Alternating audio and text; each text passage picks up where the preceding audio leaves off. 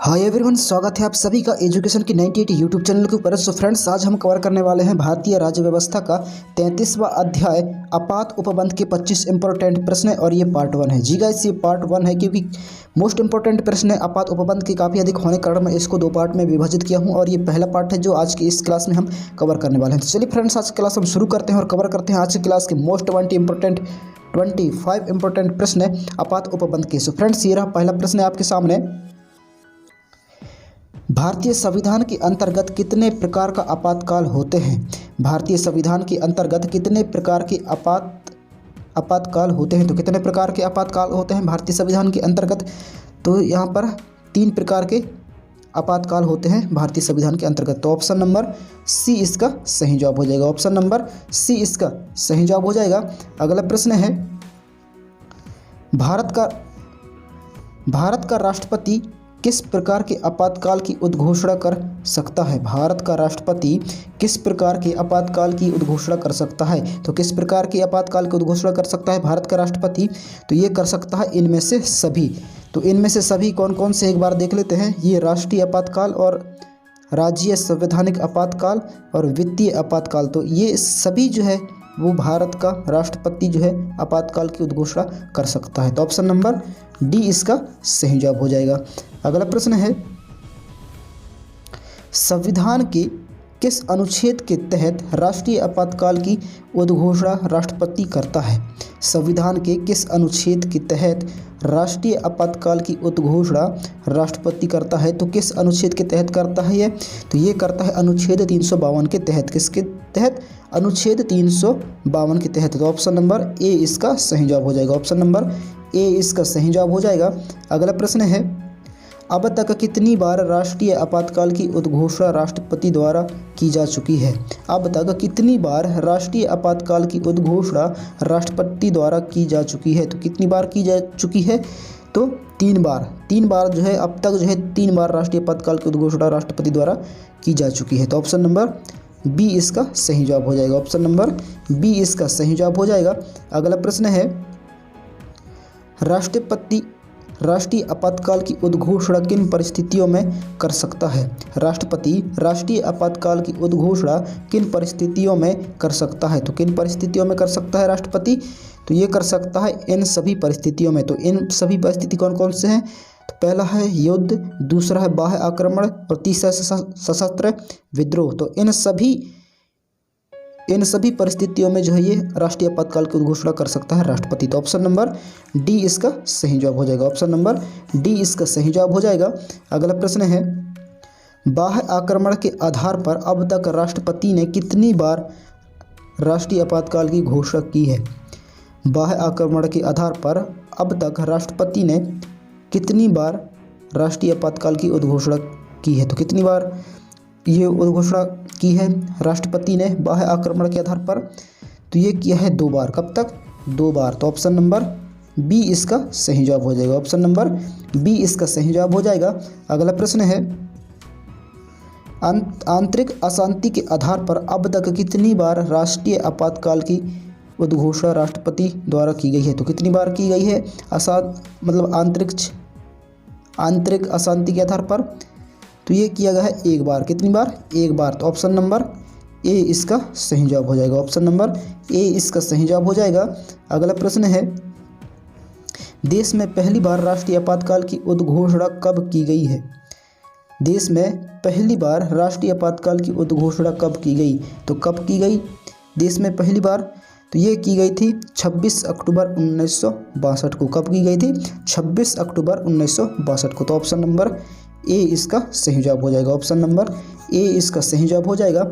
अगला प्रश्न है, देश में दूसरी बार राष्ट्रीय आपातकाल की उद्घोषणा कब की गई? देश में दूसरी बार राष्ट्रीय आपातकाल की उद्घोषणा कब की गई? तो कब की गई थी दूसरी बार देश में राष्ट्रीय आपातकाल की उद्घोषणा? तो ये की गई थी कब? 3 दिसंबर 1971 में। कब की गई थी? 3 दिसंबर 1971 में। तो ऑप्शन नंबर सी इसका सही जवाब हो जाएगा। ऑप्शन नंबर सी इसका सही जवाब हो जाएगा। अगला प्रश्न है, राष्ट्रपति ने तीसरी बार राष्ट्रीय आपातकाल की उद्घोषणा कब की? राष्ट्रपति ने तीसरी बार राष्ट्रीय आपातकाल की उद्घोषणा कब की? तो कब की थी तीसरी बार राष्ट्रपति ने राष्ट्रीय आपातकाल की उद्घोषणा? तो ये की थी कब? 26 जून 1975 को। कब की थी? 26 जून 1975 को। तो ऑप्शन नंबर सी इसका सही जवाब हो जाएगा। ऑप्शन नंबर सी इसका सही जवाब हो जाएगा। अगला प्रश्न है, तीसरी बार राष्ट्रीय आपातकाल की उद्घोषणा राष्ट्रपति ने किस आधार पर की? तीसरी बार राष्ट्रीय आपातकाल की उद्घोषणा राष्ट्रपति ने किस आधार पर की? तो किस आधार पर की थी? तो ये की थी आंतरिक अशांति के आधार पर। किसके आधार पर? आंतरिक अशांति के आधार पर। तो ऑप्शन नंबर सी इसका सही जवाब हो जाएगा। ऑप्शन नंबर सी इसका सही जवाब हो जाएगा। अगला प्रश्न है, प्रथम राष्ट्रीय आपातकाल की उद्घोषणा के समय देश के राष्ट्रपति कौन थे? प्रथम राष्ट्रीय आपातकाल की उद्घोषणा के समय देश के राष्ट्रपति कौन थे? तो कौन थे उस समय देश के राष्ट्रपति प्रथम राष्ट्रीय आपातकाल की उद्घोषणा के समय? तो ये कौन थे? Doctor S Radhakrishnan. कौन था? Doctor S Radhakrishnan. तो ऑप्शन नंबर बी इसका सही जवाब हो जाएगा। ऑप्शन नंबर बी इसका सही जवाब हो जाएगा। अगला प्रश्न है, द्वितीय राष्ट्रीय आपातकाल की उद्घोषणा के समय देश के राष्ट्रपति थे। द्वितीय राष्ट्रीय आपातकाल की उद्घोषणा के समय देश के राष्ट्रपति थे। तो कौन थे द्वितीय राष्ट्रीय आपातकाल उद्घोषणा के समय देश का राष्ट्रपति? तो ये कौन था? वीवी गिरी। कौन था? वीवी गिरी। तो ऑप्शन नंबर सी इसका सही जवाब हो जाएगा। ऑप्शन नंबर सी इसका सही जवाब हो जाएगा। अगला प्रश्न है, 1975 में तीसरे राष्ट्रीय आपातकाल की उद्घोषणा किसने की? 1975 में तीसरे राष्ट्रीय आपातकाल की उद्घोषणा किसने की? तो किसने की थी तीसरे राष्ट्रीय आपातकाल की उद्घोषणा 1975 में? तो ये किया था कौन? फखरुद्दीन अली अहमद।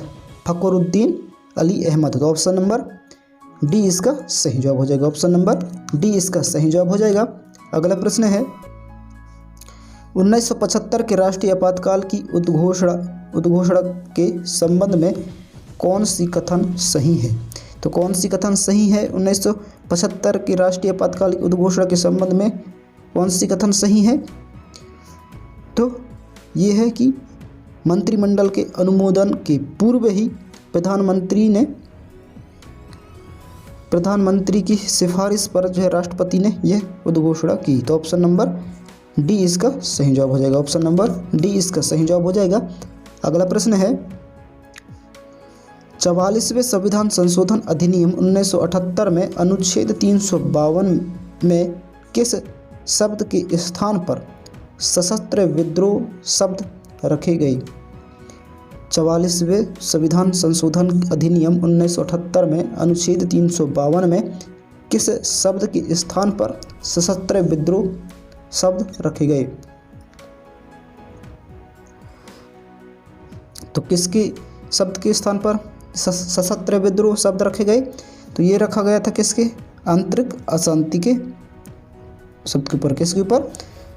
आंतरिक अशांति शब्द के ऊपर जो है ये सशस्त्र विद्रोह शब्द रखा गया। तो ऑप्शन नंबर ए इसका सही जवाब हो जाएगा। ऑप्शन नंबर ए इसका सही जवाब हो जाएगा। अगला प्रश्न है, राष्ट्रीय आपातकाल की उद्घोषणा को संसद के समक्ष उसकी स्वीकृति हेतु रखा जाना आवश्यक है। तो कितने माह के अंदर रखना, कितने समय के अंदर जो है इसको स्वीकृति हेतु रखना आवश्यक है? तो ये है 1 माह के अंदर जो है स्वीकृति हेतु रखना आवश्यक है संसद के समक्ष। तो ऑप्शन नंबर ए इसका सही जवाब हो जाएगा। ऑप्शन नंबर ए इसका सही जवाब हो जाएगा। अगला प्रश्न है, राष्ट्रीय आपातकाल की अधिकतम अवधि सीमा है। राष्ट्रीय आपातकाल की अधिकतम अवधि सीमा है। तो कितनी है राष्ट्रीय आपातकाल की अधिकतम अवधि सीमा? तो ये है कोई समय सीमा नहीं है। तो इसका जो है कोई समय सीमा नहीं है। तो ऑप्शन नंबर डी इसका सही जवाब हो जाएगा। ऑप्शन नंबर डी इसका सही जवाब हो जाएगा। अगला प्रश्न है, राष्ट्रपति राष्ट्रीय आपात की घोषणा कर सकते हैं जब क्या हो? जब जो है उन्हें ऐसा करने के लिए केंद्रीय कैबिनेट का लिखित निर्णय प्राप्त हो। तो जो है राष्ट्रपति राष्ट्रीय आपात की घोषणा कर सकते हैं। तो ऑप्शन नंबर सी इसका सही जवाब हो जाएगा। ऑप्शन नंबर सी इसका सही जवाब हो जाएगा। अगला प्रश्न है, राष्ट्रीय आपात की उद्घोषणा का स्वतः प्रभाव होता है। राष्ट्रीय आपात की उद्घोषणा का स्वतः प्रभाव होता है। तो इसका प्रभाव कहाँ होता है? तो इसका प्रभाव होता है कि अनुच्छेद 20 व 21 के अंतर्गत प्राप्त मूल अधिकारों को छोड़कर शेष सभी मूल अधिकारों का निलंबन। तो इस पर जो है सीधे प्रभाव होता है। तो ऑप्शन नंबर बी इसका सही जवाब हो जाएगा। ऑप्शन नंबर बी इसका सही जवाब हो जाएगा। अगला प्रश्न है, राष्ट्रीय आपातकाल में संविधान की संघीय प्रकृति का क्या होता है? राष्ट्रीय आपातकाल में संविधान की संघीय प्रकृति का क्या होता है? तो क्या होता है इसका? तो वैसे ही बनी रहती है, मतलब वैसे ही बनी रहती है संविधान की संघीय प्रकृति। तो ऑप्शन नंबर सी इसका सही जवाब हो जाएगा। ऑप्शन नंबर सी इसका सही जवाब हो जाएगा। अगला प्रश्न है, 44वें संविधान संशोधन के पश्चात राष्ट्रपति को निम्नलिखित परिस्थितियों में राष्ट्रीय आपातकाल घोषित करने का अधिकार प्राप्त है। 44वें संविधान संशोधन के पश्चात राष्ट्रपति को निम्नलिखित परिस्थितियों में राष्ट्रीय आपातकाल घोषित करने का अधिकार प्राप्त है। तो किन परिस्थितियों में जो है ये अधिकार प्राप्त है? तो ये है युद्ध, बाह्य आक्रमण या सशस्त्र विद्रोह से उत्पन्न परिस्थिति। तो ऑप्शन नंबर बी इसका सही जवाब हो जाएगा। ऑप्शन नंबर बी इसका सही जवाब हो जाएगा। अगला प्रश्न है, राष्ट्रपति राष्ट्रीय आपातकाल की उद्घोषणा कर सकते हैं। राष्ट्रपति राष्ट्रीय आपातकाल की उद्घोषणा कर सकते हैं। तो किस आधार पर कर सकते हैं? तो ये कर सकते हैं ऊपर वर्णित सभी कारणों के आधार पर। तो कौन कौन से हैं वो सभी कारण एक बार देख लेते हैं। तो हथियार बंद विद्रोह के आधार पर, फिर बाहरी आक्रमण के आधार पर और युद्ध के आधार पर। तो ऊपर वर्णित सभी कारणों के आधार पर जो है ये राष्ट्रपति राष्ट्रीय आपातकाल की घोषणा कर सकता है। तो ऑप्शन नंबर डी इसका सही जवाब हो जाएगा। ऑप्शन नंबर डी इसका सही जवाब हो जाएगा। अगला प्रश्न है, भारतीय संविधान के अनुच्छेद 352 के अनुसार राष्ट्रीय आपात की घोषणा निम्नलिखित में से किन परिस्थितियों में की जा सकती है? तो किन परिस्थितियों में की जा सकती है घोषणा? तो ये जो है युद्ध, बाह्य आक्रमण और सशस्त्र विद्रोह। तो इन सभी परिस्थितियों में जो है ये आपातकाल की उद्घोषणा कर सकता है। तो ऑप्शन नंबर डी इसका सही जवाब हो जाएगा। ऑप्शन नंबर डी इसका सही जवाब हो जाएगा। अगला प्रश्न है, आज की क्लास का अंतिम प्रश्न है, संसद के दोनों सदनों को कितने दिनों के अंदर युद्ध अथवा बाहरी आक्रमण के कारण उत्पन्न आपातकालीन स्थिति की घोषणा करने की मंजूरी देनी चाहिए? संसद के दोनों सदनों को कितने दिनों के अंदर युद्ध अथवा बाहरी आक्रमण के कारण उत्पन्न आपातकालीन परिस्थिति की घोषणा करने का मंजूरी देनी चाहिए। तो कितने दिनों के अंदर देनी चाहिए यह मंजूरी? तो ये देनी चाहिए 1 महीने में। कितने में? 1 महीने में जो है ये मंजूरी देनी चाहिए। तो ऑप्शन नंबर बी इसका सही जवाब हो जाएगा। ऑप्शन नंबर बी इसका सही जवाब हो जाएगा। सो फ्रेंड्स, कुछ इस तरह रहा आज का क्लास कैसा रहा नीचे कमेंट कर जरूर बताएं, और क्लास अगर पसंद आए तो प्लीज़ वीडियो को लाइक कर, चैनल में पहली बार विजिट किए तो चैनल को सब्सक्राइब कर बेल आइकन को ऑल प्रेस जरूर करें, ताकि आने वाले हर एजुकेशन वीडियो आप तक सबसे जल्द पहुंचे। और मैं इसमें जो है एजुकेशन वीडियो लाता रहता हूं। तो सो फ्रेंड्स, मिलते हैं नेक्स्ट क्लास में। तब तक के लिए जय हिंद, वंदे मातरम। अपना ख्याल रखिए और तैयारी करते